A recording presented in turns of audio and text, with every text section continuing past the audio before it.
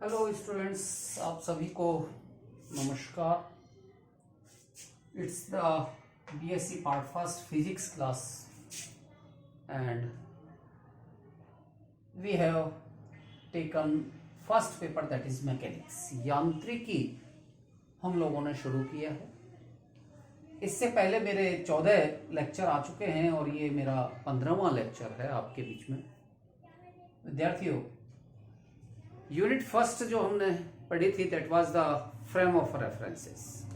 निर्देश तंत्रों के बारे में हमने पढ़ा।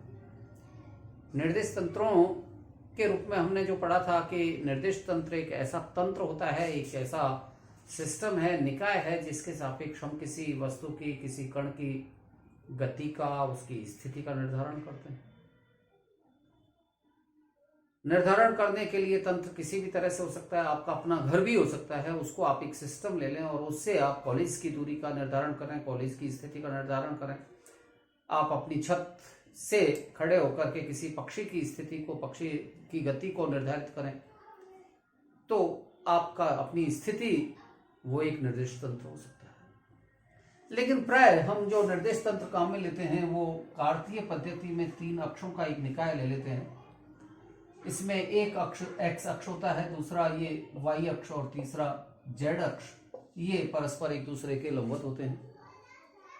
मैंने पिछले लेक्चर्स में आपको इसके बारे में भी डिटेल में पढ़ाया है, बताया है। निर्देश तंत्र 2 तरह के तंत्र हैं, एक जड़त्वीय तंत्र और दूसरा अजड़त्वीय तंत्र। जड़त्वीय तंत्र वो होते हैं जिनमें जड़त्व का नियम, गति का दूसरा नियम जो संवेग का नियम है, न्यूटन के नियम हैं, ये एप्लीकेबल हों, लागू होते हों, जड़त्वीय तंत्र होते हैं।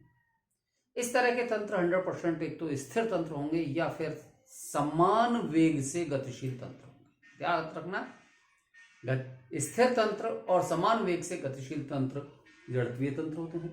इसके अलावा दूसरे प्रकार के तंत्र अजड़त्वीय तंत्र, non inertial frame of reference होते हैं। In non inertial frame of references में एक हम ये कहें कि गति के नियम लागू नहीं होते। इस तरह के तंत्रों के उदाहरण एक त्वरित तंत्र हो सकता है, एक नियत त्वरण से गतिशील तंत्र अजड़त्वीय तंत्र होता है। रोटेटिंग फ्रेम ऑफ रेफरेंस, घूमता हुआ तंत्र भी एक अजड़त्वीय तंत्र होता है। इनके बारे में भी डिटेल में हम पढ़ चुके हैं। विद्यार्थियों, अजड़त्वीय तंत्रों में अतिरिक्त बल कार्य करते हैं जो वास्तव में किसी वस्तु पर, किसी निकाय पर कार्य नहीं करते, किसी कण पर कार्य नहीं करते। वास्तव में तो नहीं लगते, लेकिन निर्देश तंत्र की गति के कारण वो बल कार्य करते हैं। इस प्रकार के बलों का नाम फिक्टिटियस फोर्स यानी कि आभासी बल होता है। आभासी बल या क्षदम बल, दैट इज फिक्टिटियस और द शेडो फोर्स होते हैं। इस तरह के बलों के रूप में उदाहरण एक कॉरियोलिस बल है। कॉरियोलिस बल अपने आप में एक इंपॉर्टेंट टॉपिक है। मैंने पिछले लेक्चर में भी आपको बताया था कि ये अपने आप में एक इंपॉर्टेंट टॉपिक है। थोड़ा सा ब्रीफ में मैं आपको एक बार फिर से इसके बारे में बताना चाहूंगा, कॉरियोलिस बल के बारे में। तो विद्यार्थियों, जैसे मान लिया जाए मेरे पास में ये एक तंत्र है, जिस तंत्र को मैं एस तंत्र से निरूपित करना चाहूंगा। एस तंत्र। एक दूसरा तंत्र है जो t बराबर 0 पर, तो ये पूरी तरह से इसी पर है, लेकिन दूसरा तंत्र एक रोटेटिंग फ्रेम है, घूमता हुआ तंत्र है। और ये घूमता हुआ तंत्र इसके सापेक्ष घूर्णन गति कर रहा है और इसके ये एक्सेस हो सकते हैं जो कुछ समय बाद में हम एक्स डैश एक्सेस से चल के हो जाए, ये वाई डैश होगा जो वाई से चल के होगा, और ये जेड डैश होगा जो जेड से चल। तो ये एक दूसरा तंत्र है। एस तंत्र तो स्थिर तंत्र था, ये स्थिर तंत्र, और दूसरा ये तंत्र मैं मान लेता हूं जो घूर्णन करने वाला तंत्र है, ये एस डैश तंत्र। चूंकि ये घूर्णन कर रहा है और ये स्थिर तंत्र है, स्थिर तंत्र का यूनिट वेक्टर आई कैप, स्थिर तंत्र का यूनिट वेक्टर ये जे कैप, स्थिर तंत्र का यूनिट वेक्टर ये के cap. These are constants, fix हैं ये। लेकिन विद्यार्थियों, इस घूर्णन करते हुए तंत्र का आई कैप यानी कि यूनिट वेक्टर आई डैश क्या समय के साथ में स्थिर है? ऐसा नहीं, ये तो गति कर रहा है। तो आई डैश जो एकांक सदिश है वो समय के साथ में स्थिर नहीं है, ये गतिशील है। इसी तरह से जे डैश कैप ये भी गतिशील है, के डैश कैप ये भी गतिशील है। तो I J K these are the unit vectors which are fixed in S frame, fix हैं, स्थिर हैं। I dash J dash K dash these are also the unit vectors, these are also fixed in S dash frame।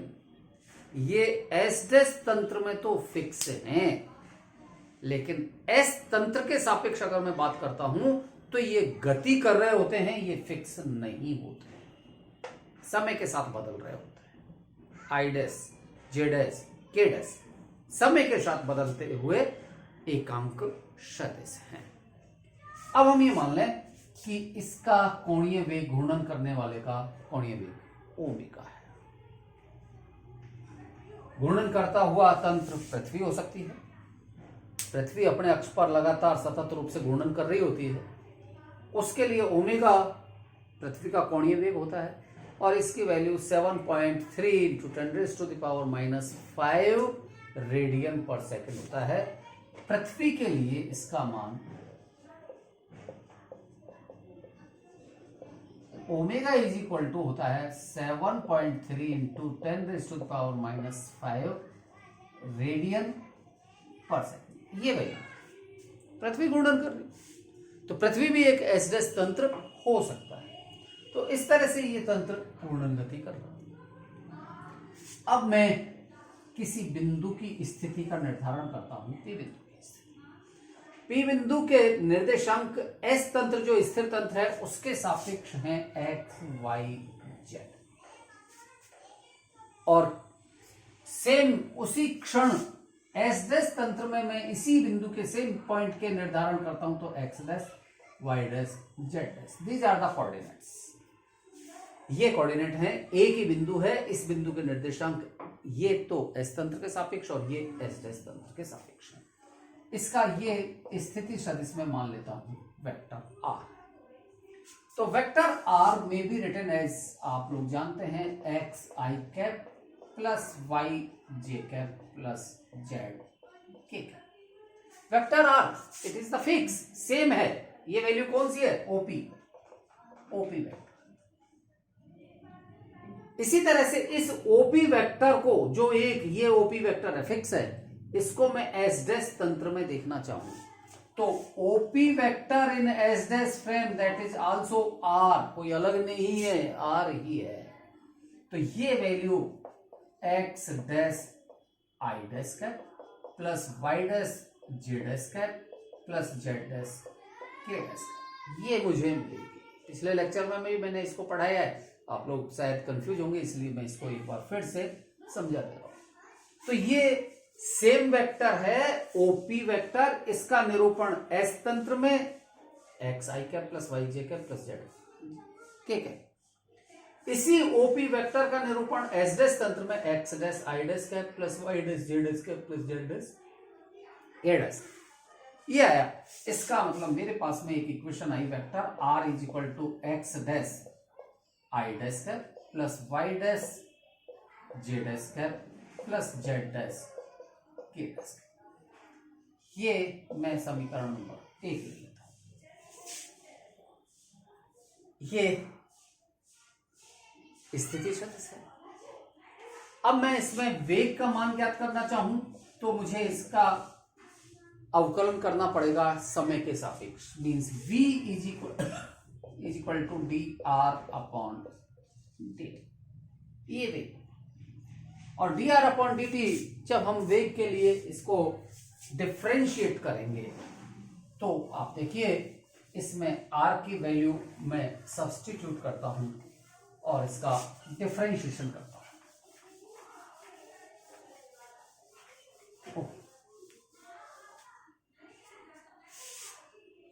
v is equal to D R upon D T is equal to D upon D T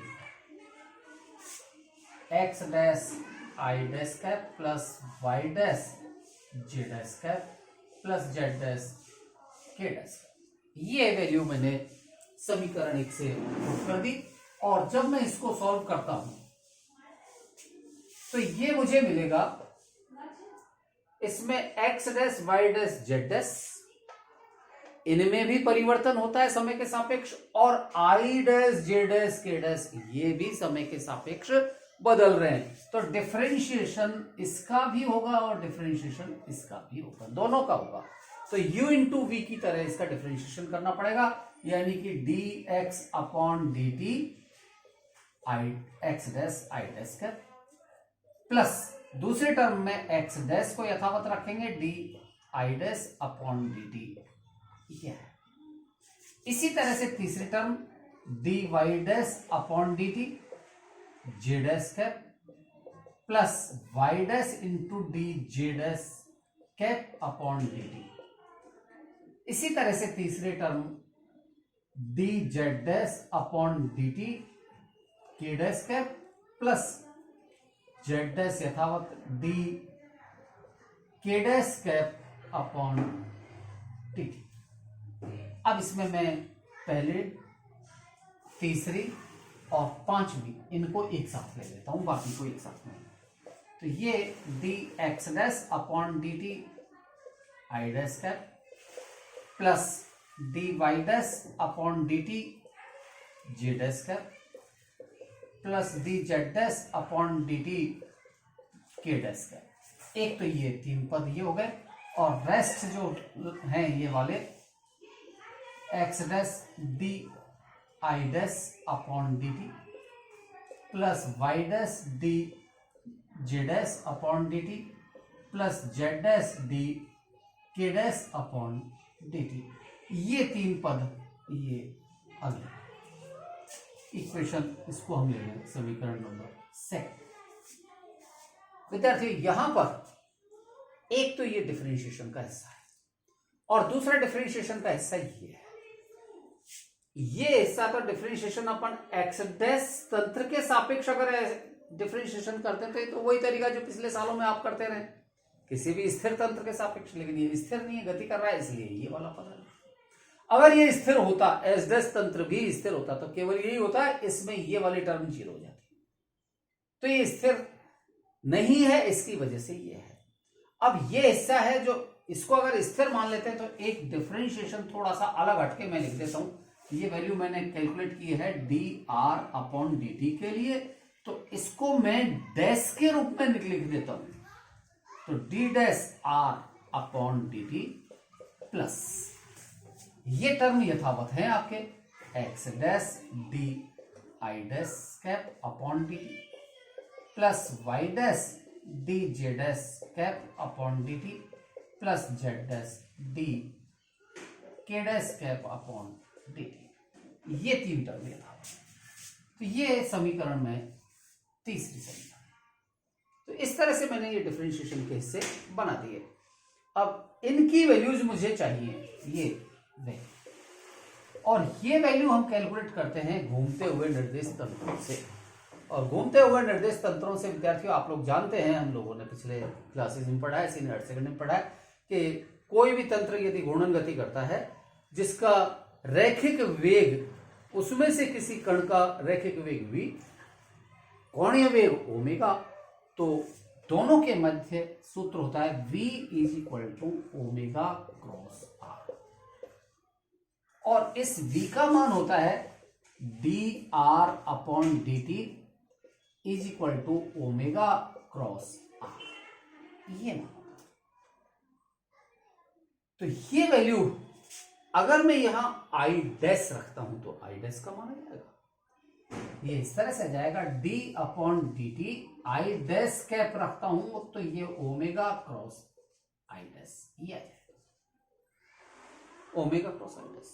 similarly J dash value put करूंगा तो ये J dash आएगा, और के dash value put करूंगा तो ये के डैश के रूप में आएगा। तो ये तीनों वैल्यूज मेरे को यहां से मिलेंगी, और इन तीनों वैल्यूज का मान मैं समीकरण 3 में पुट करता हूं। समीकरण 3 में, समीकरण 3 ये इस तरह से है और ये मैं वैल्यूज, इनकी डिफरेंशिएशन की वैल्यूज इसमें सब्स्टिट्यूट कर दूं तो ये मुझे मिलेगी dr/dt left hand side is equal to dr/dt, ये is equal to d dash r/dt plus x dash, इसकी value omega cross I dash cap into omega cross I dash cap plus y dash into omega cross j dash cap plus z dash into omega cross k dash. ये मैंने values इसमें substitute कर दी समीकरण 3 में differentiation के। इस वाले differentiation का मान, इसका और इसका, इन तीनों का वैल्यू मैंने यहां सब्स्टिट्यूट कर दिया है और ये मान जब मैं इसमें पुट करता हूं और इसको हल करता हूं तो ये आएगा मेरे पास में d डैश r/dt प्लस, देखिए ओमेगा क्रॉस का यहां पर भी है, इसमें भी है और इसमें भी है, तो मैं ओमेगा क्रॉस को बाहर ले लेता हूं और ये आ जाएगा x dash I dash cap plus y dash G dash cap plus z dash k dash, और ये वैल्यू होगी d dash r/dt plus omega cross r, चूंकि ये मान समीकरण 1 में r के बराबर, ओमेगा क्रॉस r, और ये है dr/dt। विद्यार्थियों, इस रिलेशन को थोड़ा सा हम देखें। समीकरण 4, तो इसमें ये डिफरेंशिएशन अवकलन है एस तंत्र में, ये अवकलन एस डैश तंत्र में, और इसके साथ में ये घूर्णन के कारण प्राप्त हुआ ये पद है। यहां से एक स्थिर तंत्र, एक गतिशील तंत्र, घूर्णन करता हुआ गतिशील तंत्र, इसके साथ में एक संकारक हमें प्राप्त होता है और ये संकारक अवकलन का संकारक है d/dt इज इक्वल टू, यहां से ये d/dt, r को मैं हटा रहा हूं यहां से, तो ये आएगा d dash upon dt plus omega cross. विद्यार्थियों, ये एक संकारक है, अलग हट के गणित है जो आप लोगों ने अभी तक नहीं पढ़ा है इस तरह का सीनियर हायर सेकेंडरी में, कि ये एक संकारक हुआ d/dt का। तो ये अवकलन का संकारक एस तंत्र में, अवकलन का संकारक एस डैश तंत्र में जो घूर्णन गति करता हुआ तंत्र है, इन दोनों के मध्य का ये एक परस्पर संबंध हुआ अब संकारक के रूप में। ये समीकरण 4 वेग का निरूपण है और समीकरण 5 एक संकारक है घूर्णन गति करते हुए तंत्रों के। अब मैं त्वरण की बात करता हूं। त्वरण होता है a is equal to d2 r/dt, या हम ये कहें d/dt into dr/dt। Everybody knows, आप सारे विद्यार्थी जानते हैं कि त्वरण a का मान होता है डबल डिफरेंशिएशन r का, यानी कि इस तरह का ये डिफरेंशिएशन। तो अब मेरे पास में दो चीजें हैं, एक तो ये ऑपरेटर और दूसरा ये dr/dt। dr/dt की वैल्यू मेरे पास में समीकरण 4 में है और d/dt की वैल्यू मेरे पास में समीकरण 5 में है। So now I use equation number 4 and 5 for determination of acceleration. Acceleration को डिटरमाइन करने के लिए, ज्ञात करने के लिए मैं समीकरण 4 और 5 से यह मान रखता हूं इसमें। तो a vector is equal to d/dt means d dash upon dt plus omega cross. Next dr/dt, that is d dash r/dt plus omega cross r। ये वैल्यू मुझे प्राप्त हुई है, इन सबको वैल्यूज पुट करने के बाद। ओके, अब मैं इसको सॉल्व करता हूं। तो पहले इस ऑपरेटर से D dash upon D T से इन दोनों टर्म्स को ऑपरेट करूंगा। तो ये मुझे मिलेगा D dash upon D T into D dash R upon D T plus omega cross R. फिर इस ओमेगा क्रॉस से इसको ऑपरेट करूंगा तो ओमेगा क्रॉस क्या आएगा, ओमेगा क्रॉस से पहले तो ये भी आएगा, तो पहला तो ये आएगा D dash R upon D T या plus omega cross R. Okay, दोनों ठीक। अब पहले टर्म में ये डबल डिफरेंशिएशन के रूप में हो जाएगा, तो ये D dash upon D T into D dash R upon D T plus यहां डिफरेंशिएशन करता हूं तो ये दो पद मिलते हैं मुझे, एक तो ओमेगा का और एक आर का। तो विद्यार्थियों, ओमेगा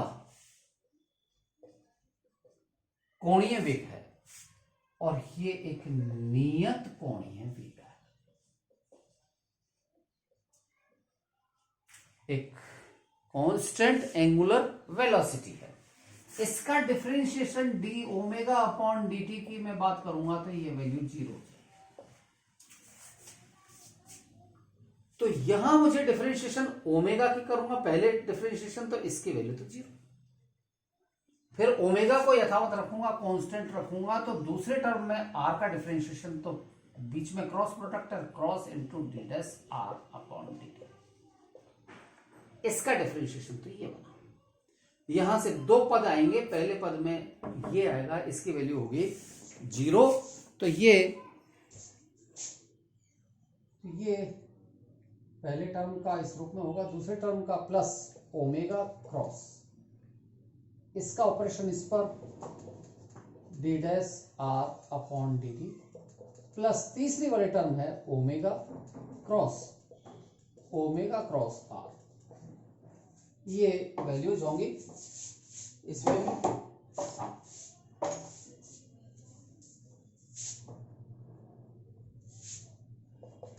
ठीक, तो ये टर्म और ये टर्म दोनों एक जैसी है, ऐड हो जाएंगी, means D dash 2 R upon D T, पहले डिफरेंशिएशन वाली term, plus 2 into omega cross D dash R upon D T plus omega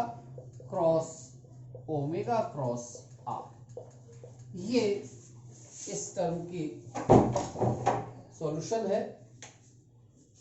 इसमें लेफ्ट हैंड साइड में एक्सेलरेशन है एस तंत्र में, और ये D dash 2 R upon D T 2, it is also the acceleration, और ये एक्सेलरेशन होगा, ये त्वरण होगा एस डैश तंत्र में, दूसरे वाले तंत्र में। और इसको मैं ए डैश से निरूपित कर देता हूं, तो A vector is equal to A dash vector plus 2 omega cross D dash R upon D T plus omega cross R. यहां से A dash is equal to vector A, यानी कि मैंने पक्षांतरण किया, और इस पक्षांतरण में ये टर्म दूसरे साइड में आएगी तो माइनस में होगी, ये वाली टर्म भी दूसरी साइड में आएगी तो माइनस होगी। It means -2 omega cross D dash R upon D T minus omega cross R, ये वैल्यू। तो ये कहा जा सकता है कि त्वरण का रूपांतरण, त्वरण का रूपांतरण। इसी तरह से अब मैं इस समीकरण को दोनों ओर m से मल्टीप्लाई कर देता हूं। m means it is the mass of particle which situated at point P, जो P बिंदु पर स्थित है। इस कण के द्रव्यमान m से मैं इस समीकरण को गुणा कर दूं तो ये हो जाएगा m into A dash vector is equal to m into A minus 2m into omega cross D dash R upon D T minus m into omega cross omega cross R. ये इक्वेशन होगी और इस equation में M A it is the force, तो ये M A dash ये S dash तंत्र का बल है, means it is F dash is equal to F minus, अब ये एक तो ये वाला पद और एक ये वाला पद, मैं इसको प्लस डेल्टा एफ के रूप में लिख देता हूं दोनों पदों। तो यहां डेल्टा एफ ये फोर्स तो कोई लगाया नहीं हमने, वास्तव में तो एफ बल लगता है, जो तंत्र एस है उस स्थिर तंत्र है, स्थिर तंत्र में कण के सापेक्ष बल एफ लगता है। और जब मैं इसको एस डैश तंत्र में देखता हूं जो घूर्णन करता हुआ तंत्र है, तो यही बल मुझे एफ प्लस समथिंग मिलता है, यानी कि प्लस में या माइनस में जो भी मान है ये अलग से मिलता है। तो ये बल एक आभासी बल हुआ, इसको हम नाम देंगे आभासी या छद्म बल। इट इज द फिक्टिटियस और द शैडो फोर्स, ये फोर्स होगा आभासी बल के रूप में होगा। इसी तरह से ये दोनों पद इसमें त्वरण में मिले हैं, तो इन दोनों पदों के त्वरणों का नाम भी हम एक रूप में देंगे, तो आभासी या छद्म त्वरण होंगे, त्वरण होंगे। इसके भी दो मान हैं डेल्टा एफ के दो मान। इसमें पहला मान जो आया है वो है -2m omega cross D dash R upon D T. D dash R upon D T it is the velocity in S dash term, चूंकि डैश में है, यानी कि ये आएगा -2m omega cross we dash. ये आभासी बल का पहला पद है, प्रथम पद आभासी बल का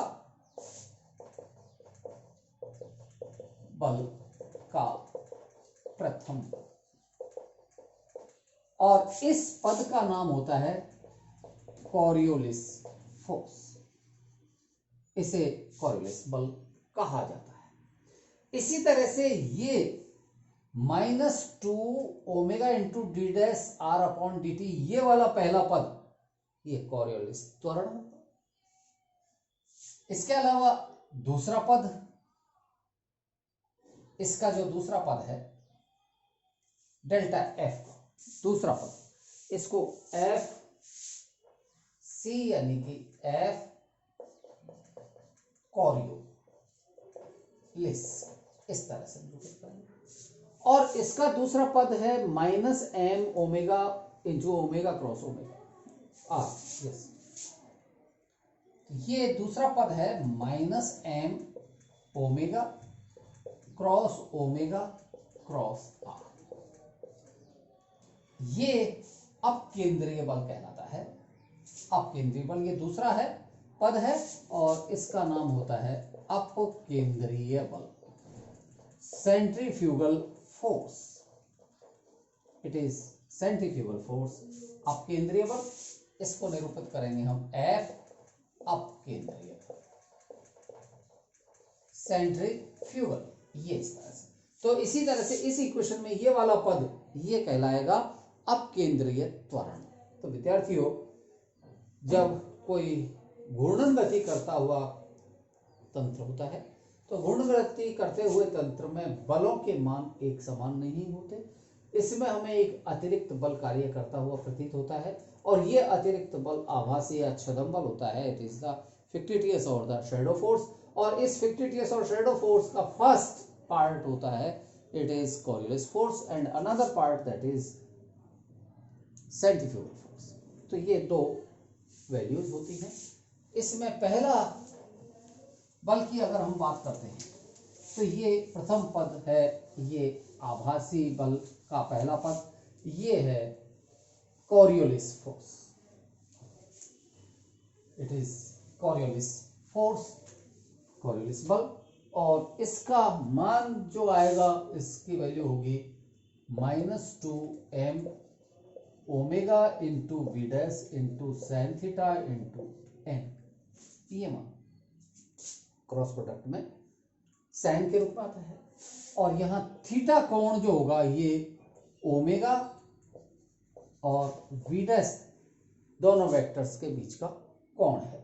और हम ये कहेंगे कि अगर साइन थीटा में ये कहा जाए कि theta is equal to 0 degree, then sine theta is equal to 0, तो उस स्थिति में एफ कॉरियोलिस की वैल्यू 0 हो जाएगी। और हम ये कहें कि थीटा इज इक्वल टू 0 के अलावा पाई भी हो तब भी ये वैल्यू 0, ये पाई भी हो तब भी ये 0।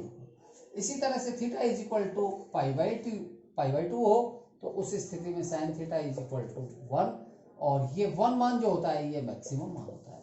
तब एफ कॉरियोलिस फोर्स ये हो जाएगा -2m omega into V dash, और ये वैल्यू होगी मैक्सिमम, और डायरेक्शन इसकी एन कैप। याद रखें एन कैप दिशा वो दिशा है जो वेग और कोणीय वेग दोनों के लंबवत दिशा है। तो ये कॉरियोलिस बल का एक आर्टिकल था, इंपॉर्टेंट आर्टिकल है विद्यार्थियों, इसको अच्छे से आप लोग हल कर लें। इसको मैं पहले पेपर पर भी आपको पिछले वाले लेक्चर में भेज चुका हूँ, और अब मैंने इसको इस बोर्ड पर हल करके बताया है आपको, तो आप इसको अच्छे से ठीक से हल कर लें। और इसके बाद में इसके जो कॉन्सिक्वेंसेज हैं, एप्लीकेशंस हैं, कि अलग अलग एप्लीकेशन के हम पृथ्वी के तल पर कॉरियोलिस बल के क्या प्रभाव देखते हैं, तो इनके बारे में अगले लेक्चर में मैं आपको पढ़ाऊंगा, जिसमें पृथ्वी के क्षैतिज तल पर गति हो या पृथ्वी घूर्णन कर रही है तो उसका प्रभाव क्या आता है, ग्रेविटेशनल एक्सेलरेशन का क्या प्रभाव होता है, कोई वस्तु ऊपर से नीचे गिर रही है या कोई वस्तु नीचे से ऊपर जा रही है तो कॉरियोलिस बल के क्या प्रभाव होते हैं। सो इनको हम फ्यूचर में अभी अगले लेक्चर्स में पढ़ाएंगे। धन्यवाद।